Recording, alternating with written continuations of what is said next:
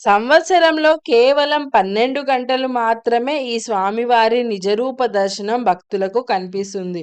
తిరుమల తరువాత అత్యంత ప్రజాదరణ పొందిన దేవాలయం. స్వామివారి నిజరూప దర్శనాన్ని చూడాలనుకుంటే వైశాఖ మాసంలో శుద్ధ తదియ నాడు మాత్రమే చూడగలం. అలాంటి ఒక అద్భుతమైన దేవాలయమే ఈ సింహాచలం. సింహాచలం అప్పన్నగా, వరాహ లక్ష్మీ నరసింహస్వామిగా పేరుగాంచిన ఈ దేవాలయానికి సంబంధించిన అన్ని విషయాలు మనం తెలుసుకుందాము. మీరు ఈ వీడియోను పూర్తిగా చూడండి. మంచి ఇన్ఫర్మేషన్ అయితే ఉంటుంది. మీకు కనుక నచ్చితే తప్పకుండా మన ఛానల్ని సబ్స్క్రైబ్ చేసుకోండి. ఇలాంటి మరిన్ని దేవాలయాలు, ఆధ్యాత్మిక విషయాలకు సంబంధించిన వీడియోలన్నీ కూడా మీరు చూడవచ్చు. సింహాచలం చేరుకోవాలంటే మనం ముందుగా విశాఖపట్నానికి రావాలి. విశాఖపట్నం చేరుకోవడానికి మన 2 తెలుగు రాష్ట్రాల నుంచి బస్సు, రైలు సదుపాయాలైతే ఉన్నాయి. బస్ స్టాండ్ నుంచి అలాగే రైల్వే స్టేషన్ నుంచి ఈ సింహాచలం మనకు 11 కిలోమీటర్ల దూరం మాత్రమే ఉంటుంది. సింహాచలం కొండ కింది నుంచి పైకి వెళ్ళడానికి మనకు మెట్ల మార్గం కూడా ఉంటుంది. దాదాపు 1000 మెట్లయితే ఉంటాయి. అలా కాకుండా మనకు దేవస్థానం వారి బస్సులు కూడా ఉంటాయి. మామూలు ఆర్టీసీ బస్సులు, టాక్సీలు అవన్నీ కూడా ఉంటాయండి. వాటి ద్వారా కూడా మనం చేరుకోవచ్చు. మనకి బస్సులయితే దాదాపు 15 నిమిషాలకు ఒకటి ఉంటుంది. ఎలాంటి ఇబ్బంది అయితే ప్రస్తుతం ఉన్నటువంటి ఈ దేవాలయాన్ని ఒడిస్సాకు చెందినటువంటి తూర్పు గంగరాజు లంగుల నరసింగదేవ కళింగ వాస్తు శిల్పం ప్రకారం అయితే నిర్మించారు. అతని కుమారుడైన భానుదేవ చేత ఇక్కడ ఉన్నటువంటి విగ్రహం అవన్నీ కూడా ప్రతిష్ఠించబడ్డాయి. దక్షిణ భారతదేశంలో మనకి చాలా అతి ముఖ్యమైనటువంటి వైష్ణవ పుణ్యక్షేత్రాల్లో ఇది కూడా ఒకటి. తిరుపతి తర్వాత ఎక్కువ ఆదాయం కూడా ఈ దేవాలయానికే వస్తుంది. ఇక్కడ చాలా ప్రముఖంగా చెప్పుకోవాల్సిన విషయం ఏమిటంటే, ఇక్కడ స్వామివారు మనకి కేవలం సంవత్సరంలో 12 గంటలు మాత్రమే వారి యొక్క నిజరూప దర్శనాన్ని మనం చూడవచ్చును. మిగతా సమయం అంతా కూడా స్వామివారి మొత్తం చందనంతో కప్పబడైతే ఉంటుంది. ఆ నిజరూప దర్శన సమయాన్ని చందనయాత్ర లేదా చందనోత్సవం అనైతే అంటారు. ప్రతి సంవత్సరము వైశాఖ మాసంలో శుద్ధ తదియ నాడు మాత్రమే, అంటే మే నెలలో మనకి ఇక్కడ చందనోత్సవం జరుపుతారు. అప్పుడు ఆ రోజున మాత్రమే స్వామివారి నిజరూప దర్శనాన్ని మనం చూసుకోవచ్చును. అంతకు మించి మనం ఎప్పుడు వెళ్ళినా కూడా స్వామివారంతా మనకు చందనంతోనే కప్పబడి ఉంటారు. అది ఇక్కడ ఉన్నటువంటి చాలా ప్రముఖమైనటువంటి విషయము. మనకు సింహాచలం చరిత్ర గనుక చూసుకుంటే సింహాచలం అంటే సింహ పర్వతం అనే అర్థం వస్తుంది. ఇక్కడ మహావిష్ణువు దశావతారాలలో 4వదైనటువంటి లక్ష్మీ నరసింహ అవతారమూర్తిగా వెలిశాడు. ఇతిహాసాల ప్రకారము రాక్షస రాజైనటువంటి హిరణ్యకశపుడు శ్రీ మహావిష్ణువుకు బద్ధ వైరి. తన కుమారుడైనటువంటి ప్రహ్లాదుడు పుట్టుకతోనే విష్ణు భక్తుడు. అనేక విధాలుగా కుమారుణ్ణి మార్చలేకపోతాడు. చివరికి చంపేందుకు కూడా ప్రయత్నిస్తుంటాడు. కానీ ప్రతిసారి ప్రహ్లాదుని విష్ణుమూర్తి రక్షిస్తూ వస్తూ ఉంటాడు. హిరణ్యకశపుడు విసిగి చెంది, విష్ణుమూర్తి సర్వవ్యాప్తమని చెబుతున్నావు కదా, ఏడి ఈ స్తంభంలో ఉన్నాడా చూపించమని స్తంభాన్ని పగలగొట్టగా విష్ణుమూర్తి నరసింహస్వామిగా స్తంభాన్ని చీల్చుకొని వచ్చి హిరణ్యకశపుని సంహరించి ప్రహ్లాదుని అయితే రక్షిస్తాడు.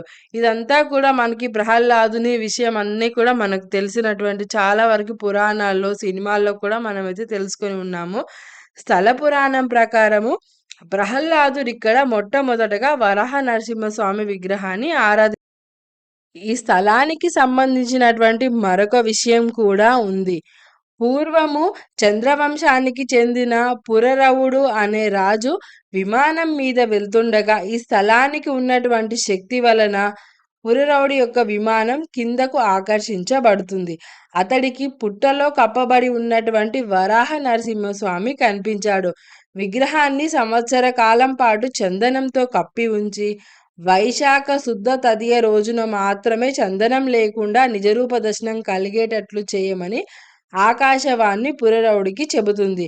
ఆకాశవాణి పలికిన మేరకు, ఆకాశవాణి చెప్పిన విధంగానే పురరవుడు వరాహ నరసింహస్వామి దేవాలయాన్ని నిర్మించాడు.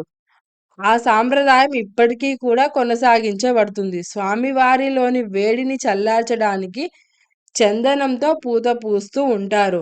వరాహం నరుడు, సింహం అంటే సింహం యొక్క రూపము, మనిషి రూపము, సింహం రూపం 2 కలిసి ఉన్నటువంటి రూపంగా అయితే ఇక్కడ ఉంటారు. ఇక్కడ మనకి స్వామివారు మిగిలిన సమయం అంతా కూడా అంటే వైశాఖ శుద్ధ తదియ రోజున కాకుండా మిగిలిన ప్రతి సమయంలో స్వామివారు మనకు చందనంతో కప్పబడి ఉన్నటువంటి లింగాకృతి మాత్రమే స్వామివారిని అయితే మనం నిత్యం దర్శించుకుంటాము.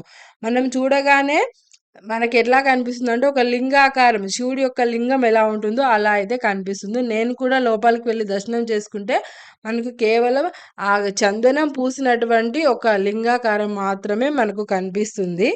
ఇది ఆలయానికి ఉన్నటువంటి చరిత్ర. మనకు ఈ ఆలయంలో రూమ్ ఫెసిలిటీస్ కూడా ఉన్నాయండి. దేవాలయానికి సంబంధించినటువంటి రూములు కూడా అవైలబుల్‌గా ఉంటాయి. ఈ ఆలయంలో మనకి గర్భాలయం పక్కన ఒక స్తంభం ఉంటుంది. దాన్ని కప్ప స్తంభం అంటారు. ఆ స్తంభానికి సంతాన గోపాల యంత్రం అయితే ఉంటుంది. ఆ స్తంభాన్ని గనుక మనము కౌగిలించుకుంటే మనకి సంతానం కలుగుతుందనైతే చెప్తూ ఉంటారండి. చాలామంది అలా చేస్తూ ఉన్నారు. మనకి దేవాలయం లోపలికి ఫోన్ అనేది ఎలో లేదండి. బయటే పెట్టాలి. అందుకనే లోపల ఏం కూడా వీడియో తీయలేదు. మేము అనుకోకుండా వైజాగ్ వచ్చామండి. అలా వచ్చినప్పుడు ఇలా స్వామివారిని దర్శించుకుంటే చాలా ప్రశాంతంగా అనిపించింది. మేము బైక్ పైనైతే వచ్చాము. ఇప్పుడు దిగేటప్పుడు ఒక్కసారి వ్యూస్ చూడండి. పైనుంచి చూస్తే ఎంత అద్భుతంగా కనిపిస్తుందో సిటీ. సేమ్ మనకి తిరుమల లాగానే అనిపించిందండి. ఆ ఘాట్ రోడ్డు అవంతా కూడా సేమ్ మొత్తం మేఘాలు కిందికొచ్చినట్టు చాలా ప్రశాంతంగా అనిపించిందండి. స్వామివారి దర్శనం అవన్నీ కూడా. కొన్నిసార్లు మనము వెళ్ళాలి అనుకున్నప్పుడు కుదరదు. అనుకోకుండా వెళ్ళినప్పుడు ఆ ఫీలింగ్ వేరే ఉంటుందండి. మేమైతే రూ. 300 దర్శనానికైతే వెళ్ళాము. స్వామివారి దర్శనము ప్రశాంతంగా చేసుకున్నాము. స్వామివారిని చూసాము. చాలా సంతోషంగా అనిపించిందండి మాకైతే. మనము ఘాట్ రోడ్‌లో వెళ్ళేటప్పుడు కూడా జాగ్రత్తగా వెళ్ళాలండి. టర్నింగ్స్ అవన్నీ కూడా ఉంటాయి. స్వామివారి దేవాలయం పక్కనే మనకు ప్రసాదం కౌంటర్ ఉంటుంది. ప్రసాదంగా మనకి పులిహోర, లడ్డు అయితే ఉంటాయండి. అన్నదానం కూడా చేస్తారు. రూమ్స్ కూడా మనకి దగ్గరలోనే ఉన్నాయండి. మనకి ఎంతో దూరంలో అయితే ఏం లేదు. చాలా ప్రశాంతంగా ఇక్కడ ఉండి స్వామివారిని దర్శించుకోవచ్చు. ఇక్కడ మనకి మాధవ దార, పంచదార అని చెప్పేసి అయితే ఉంటాయి. అంటే నీటి దారలు పడుతూ ఉంటాయి. అవన్నీ కూడా కోనేరు దగ్గర ఉంటాయండి. ఇది రాత్రి సమయం. ఆ సమయంలో మేమైతే అక్కడికి వెళ్ళలేదు. స్వామివారి దర్శనం జరుగుతుందో లేదో అనుకున్నాము. కానీ జరిగింది. అంటే ఆ రోజు ఉదయం నుంచి వర్షం పడుతూనే ఉంది. మార్నింగే వచ్చాము, వెళ్ళాలనుకున్నాము. వర్షం పడుతూనే ఉంది. ఇంక సడెన్‌గా 3:00 అలా వర్షం తగ్గింది. ఇక వర్షం తగ్గింది గదా! వెళ్దాము. వీలైతే దర్శనం చేసుకొనొద్దాం అనుకున్నాము. కానీ ఆ దేవుడి మహిమ దర్శనం ప్రశాంతంగా జరిగింది. చాలా సంతోషంగా అయితే మేము ఇంటికెళ్తున్నాము. మనకిక్కడ దగ్గరలోనే భైరవ కోన అనే ప్రదేశం కూడా ఉంటుంది. అవన్నీ కూడా రాత్రి పూట వెళ్ళడానికి అంత మంచివి కాదని చెప్పారండి. డే టైమ్‌లో అయితే వెళ్ళొచ్చంట. ఎందుకంటే రాత్రి పూట ఎవరు ఉండరు, ఇబ్బంది పడతారనైతే చెప్పారు. మేము దర్శనం చేసుకొని ఇంటికొచ్చేసరికి దాదాపు 8:30 అయిందండి. అసలు ఈ కొండల్లో చల్ల గాలికి వెళ్తూ ఉంటే ఎంతో ప్రశాంతంగా అనిపిచ్చింది. మనము వచ్చాము, దర్శనం చేసుకున్నాము చాలనుకున్నా నేనైతే. మీ అందరికీ ఈ వీడియో నచ్చితే తప్పకుండా వీడియోని లైక్ చేయండి, షేర్ చేయండి. ఇలాంటి మరిన్ని వీడియోస్ కోసం మన ఛానల్‌ని సబ్స్క్రైబ్ చేసుకోండి. మీరేదైనా సలహాలు, సూచనలు ఇవ్వాలనుకుంటే తప్పకుండా కామెంట్స్ రూపంలో చెప్పండి. మీరు చేసే ఒక లైక్ వల్ల ఈ వీడియో ఎక్కువ మందికైతే రీచ్ అవుతుందండి. చాలామంది ఇలాంటి మంచి విషయాలు తెలుసుకుంటారు. మీకు సింహాచలం వెళ్ళినప్పుడు ఎలాంటి ఎక్స్‌పీరియన్స్ అనిపించిందో కూడా కామెంట్ చేయండి. ఇలాంటి భక్తి, ఆధ్యాత్మికమైన విషయాల కోసం తప్పకుండా మన ఛానల్‌ని సబ్స్క్రైబ్ చేసి మీ ఫ్రెండ్స్ అండ్ ఫ్యామిలీకి తప్పకుండా షేర్ చేయండి ఫ్రెండ్స్.